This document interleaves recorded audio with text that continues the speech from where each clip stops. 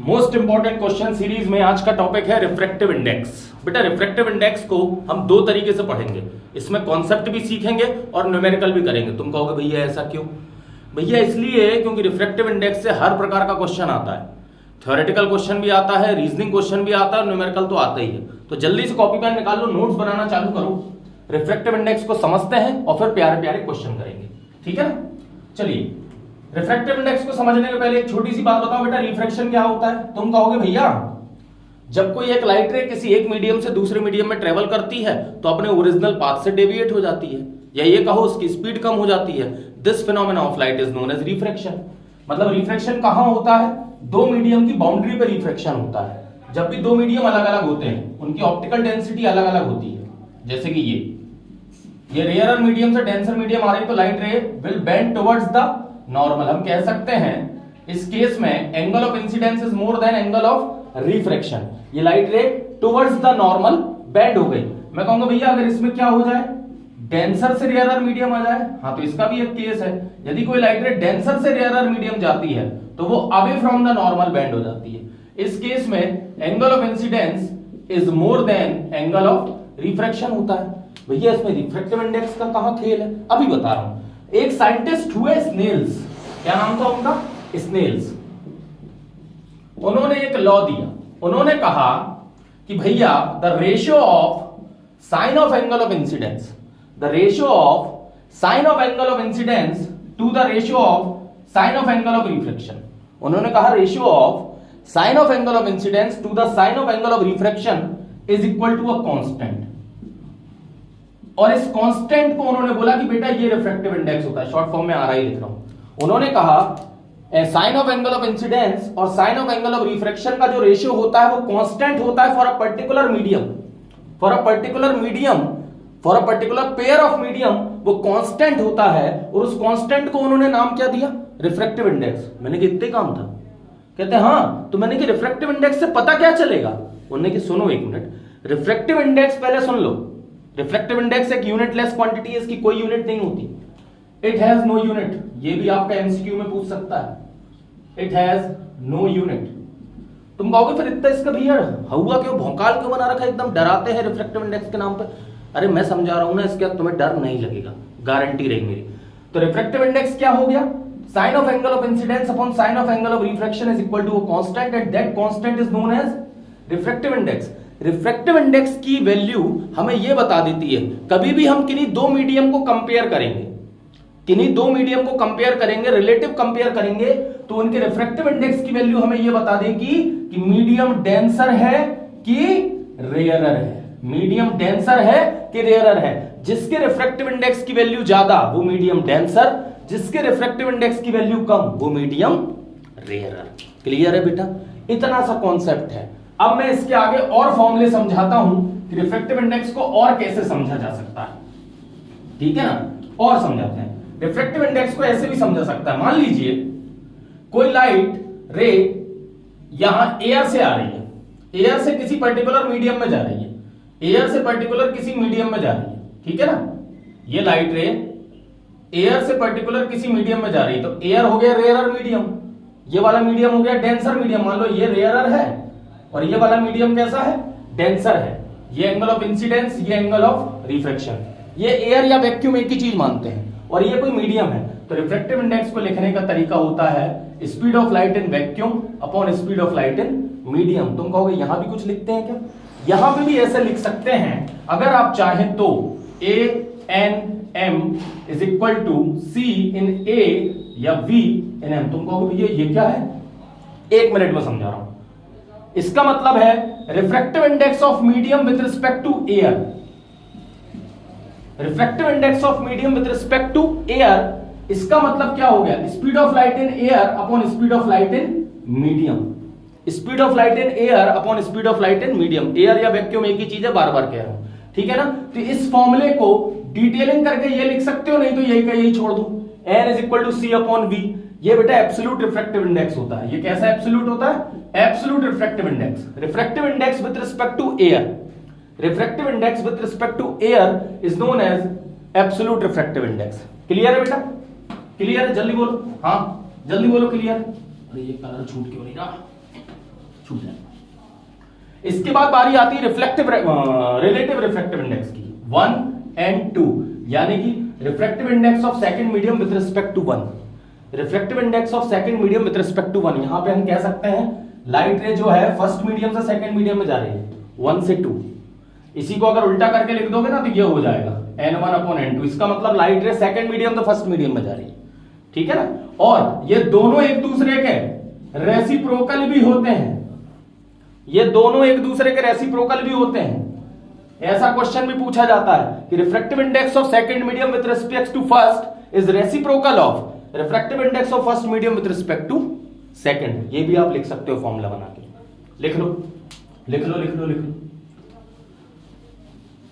ठीक है बच्चा पार्टी। तो यहां पे मैं आपको कुछ बात बता दूं, एक बात और, refractive index is inversely proportional to speed of light. Refractive index is proportional to inversely proportional to speed of light, यानी कि यदि रिफ्रैक्टिव इंडेक्स की वैल्यू बढ़ेगी तो स्पीड ऑफ लाइट कम हो जाएगा, रिफ्रैक्टिव इंडेक्स की वैल्यू कम होगी तो स्पीड ऑफ लाइट ज्यादा हो जाएगा। मतलब डेंसर मीडियम में स्पीड ऑफ लाइट कम होता है, रेयरर मीडियम में स्पीड ऑफ लाइट ज्यादा होता है। क्लियर है ये बात।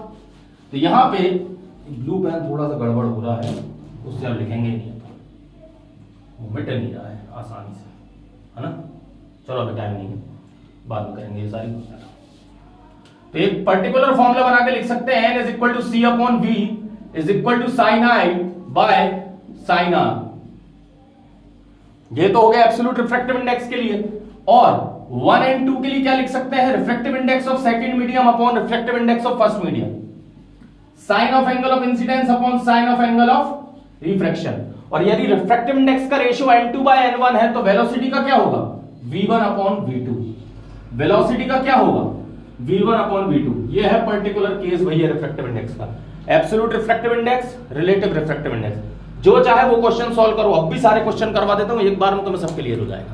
बोलो हाँ या ना, बोलो हाँ या ना। एक बात और समझ लो, अच्छा कभी ऐसा लिखा हुआ है ANG, इसका मतलब क्या होगा, refractive index of glass with respect to air, और एयर का रिफ्रैक्टिव इंडेक्स 1 माना गया, तो एयर के रिस्पेक्ट में जब भी रिफ्रैक्टिव इंडेक्स होगा तो वो एब्सोल्यूट ही होगा।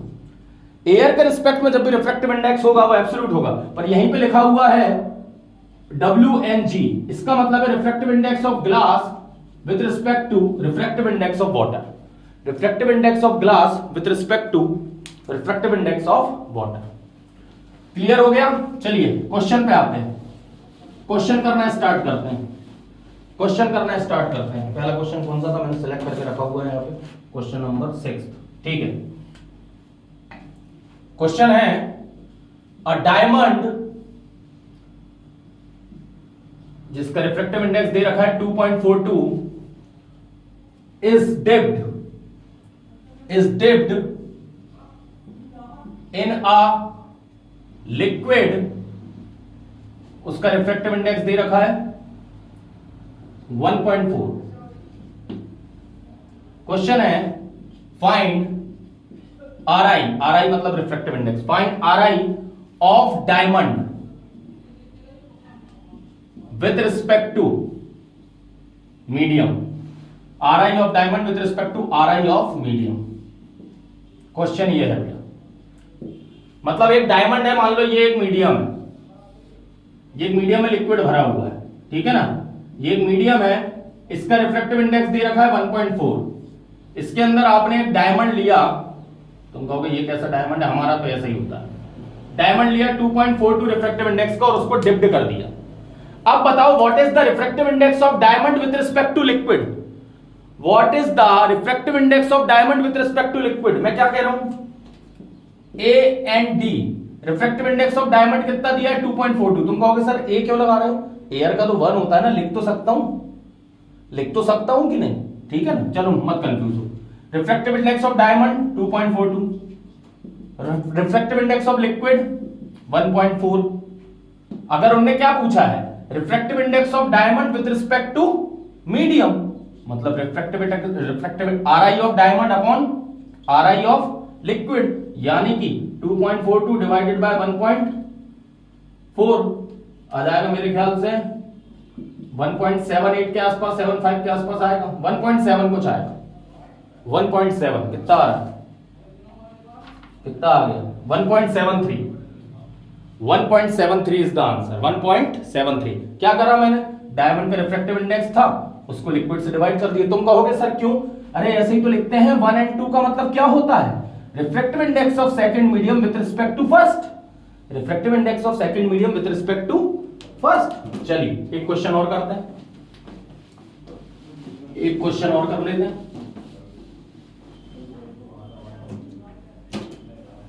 एक क्वेश्चन और है, question number 5। Find the refractive index of air with respect to water. Question है find RI of air with respect to water. Find RI of air with respect to water और refractive index of water दे रखा है 4/3। बेटा ये NW जो दिया है ना, ये जो भी देते हैं ये सब एब्सोल्यूट देते हैं, ये डायरेक्ट दिया हुआ है, मतलब ये NW में जो A है ना वो छुपा हुआ है, ये A छुपा हुआ है, मतलब ये एब्सोल्यूट है 4/3। उन्होंने कहा refractive index of air with respect to water, कर देंगे हम फाइंड।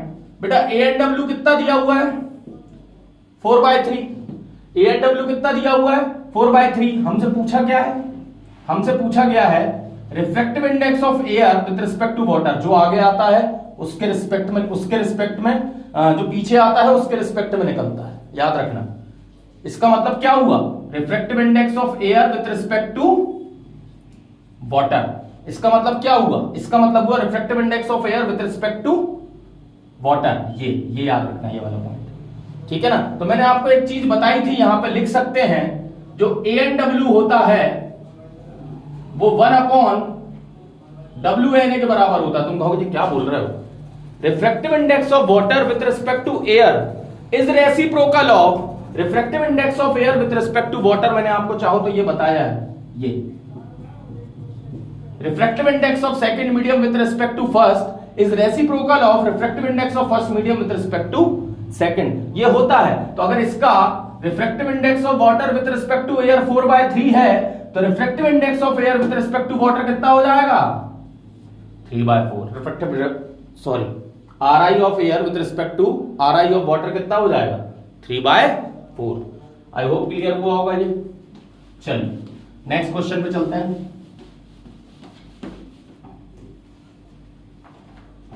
अगला क्वेश्चन कौन सा पेज नंबर पे है, ये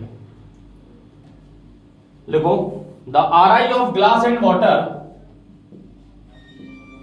द RI ऑफ, ऐसा लिख लेते हैं, RI of glass is 3/2 and RI of water, glass का दिया हुआ है 4/3, नहीं सॉरी, ग्लास का दिया है 3/2 और रिफ्रैक्टिव इंडेक्स ऑफ वाटर कितना दिया 4/3, ठीक है ना। ये अगर दिए हुए हैं तो एब्सोल्यूट दिए हुए हैं। If speed of light in glass is 2 × 10⁸ metre पर second, speed of light in glass दे दी उन्होंने। If speed of light in glass is 2 × 10⁸ metre पर second, find speed of light in water. Short में लिख दिया मैंने, find speed of light in water. ये क्वेश्चन है, आपसे पूछा गया है find speed of light in water. मैं इसमें एक और सवाल पूछ सकता हूं, ने ये पूछा एक और पूछ लो, find speed of light in water, find speed of light in air. Air में भी फाइंड करो, दोनों जगह फाइंड करो। उन्होंने क्या कहा, refractive index of glass is 3/2, refractive index of water is 4/3 और velocity in glass, speed of light in glass कितना है 2 × 10⁸ मीटर पर सेकेंड। मैंने उनसे कह दिया, मतलब उन्होंने अपन से कह दिया speed of light in water निकालो, मैंने एक और पूछ लिया speed of light in air भी निकाल दो, क्योंकि गिवन ना हो तो उसको यूज नहीं कर सकते, इसलिए फाइंड करना पड़ेगा। कई लोग बोल देते हैं भैया C is equal to 3 × 10⁸ metre पर सेकेंड, हमें मालूम तो है कि speed of light in air और वैक्यूम इतना होता है। अरे गिवन नहीं हो तो यूज नहीं कर सकते, ठीक है ना। चलो सॉल्व करना चालू करते हैं। स्पीड ऑफ लाइट, सबसे पहले तो रिफ्रैक्टिव इंडेक्स इन ग्लास कितना दिया हुआ है 3/2। रिफ्रैक्टिव इंडेक्स ऑफ ग्लास का फॉर्मूला क्या होगा, n इज इक्वल टू कितना होता है C/V। तो अपन लिख सकते हैं C upon velocity in glass is equal to 3/2। Velocity in glass अपन को दे रखा है, कितना दे रखा है 2 × 10⁸ अपॉन 3/2, 2 से 2 खत्म, C कितना आ गया 3 into 10 to the power 8 metre पर सेकेंड। ये क्या था? यही था वेलोसिटी इन एयर। सी को ही अपन वेलोसिटी इन एयर मानते हैं, ये वेलोसिटी इन एयर आ गया। इसको क्या लिख लिया मैंने? रिफ्रैक्टिव इंडेक्स ऑफ ग्लास को सी अपॉन वीजी लिख सकता हूं कि नहीं? सी मतलब speed of light in air, v g मतलब velocity in glass. Value put करी, 2 से 2 काटा, आंसर आ गया। अब वेलोसिटी इन वाटर निकाल लेते हैं।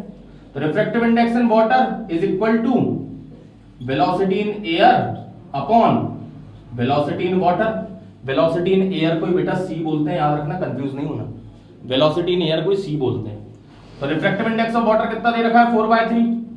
वेलोसिटी इन एयर कितना है? 3 into 10 to the power 8 metre पर सेकंड। यह भी हमने निकाल लिया। और वेलोसिटी इन वाटर हमको कैलकुलेट करना है। वेलोसिटी इन वाटर यहां ले जाओ, 3 3 जा 9 into 10 to the power 8 divided by 4। तो वेलोसिटी इन वाटर आ गया 2.25 into 10 to the power 8 metre पर second. 2.25 into 10 to the power 8 metre पर सेकंड। बोलो क्लियर हुआ? बोलो क्लियर हो गया? रिफ्रैक्टिव इंडेक्स क्लियर हो गया? एक लास्ट न्यूमेरिकल और कर लेते हैं जल्दी से, एक लास्ट न्यूमेरिकल और कर लेते हैं, लास्ट न्यूमेरिकल और कर लेते हैं। मोस्ट इंपॉर्टेंट न्यूमेरिकल करवा रहा हूं ये वाला, ठीक है ना? चलो इधर तक क्लियर हो गया। तो ये वाला बेटा मैं मोस्ट इंपॉर्टेंट क्वेश्चंस में से ले लूंगा। एक मैं वीडियो बनाऊंगा मोस्ट इंपॉर्टेंट क्वेश्चन का, उसमें इस क्वेश्चन को इंक्लूड कर लूंगा, ठीक है ना? चलिए, कॉन्सेप्ट क्लियर हो गया होगा। मिलते हैं नेक्स्ट लेक्चर में।